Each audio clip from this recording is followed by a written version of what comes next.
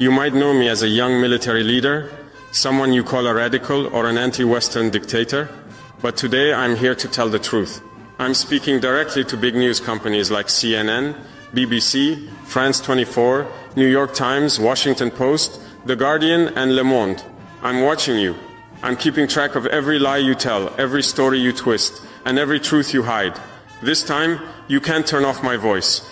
You can't shut off your cameras or edit my words. The world you used to control is gone.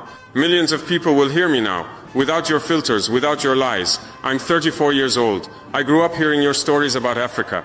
As a child, I watched your news on TV. The pictures were always the same. Hungry children with flies on their faces, dry lands, wars and death. You told us this is Africa. You made us feel ashamed of our home, our people and our land. We believed you because we were young and didn't know better. But as I grew older, I started to read, ask questions and learn. I realized the Africa you showed us wasn't real. It was a story you made up. You wrote a script for us, and it was full of lies. The false story of Africa.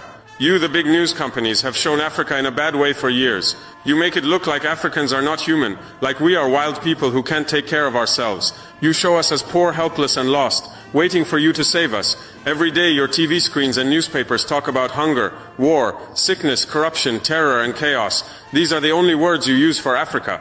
You never talk about hope, success, growth, strength, honor, pride or victories. Why? Because those words don't fit the story you want to tell. Let me ask you, have you ever made Africa's successes your big headlines?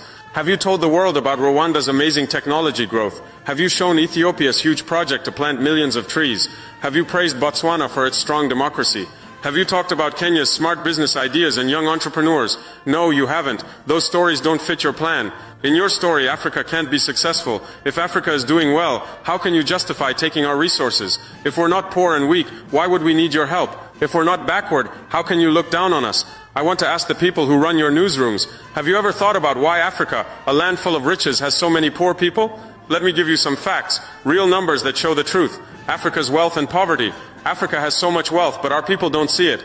Here are some examples. Cobalt. Africa has 70% of the world's cobalt. Cobalt is used in your cell phones, computers, and electric cars. Most of it comes from Congo, but the people in Congo can't afford phones or computers. Why? Platinum. Africa has 90% of the world's platinum. Platinum is used in car parts, electronics, and medical tools. It comes from South Africa, but South Africans struggle with unemployment and poverty.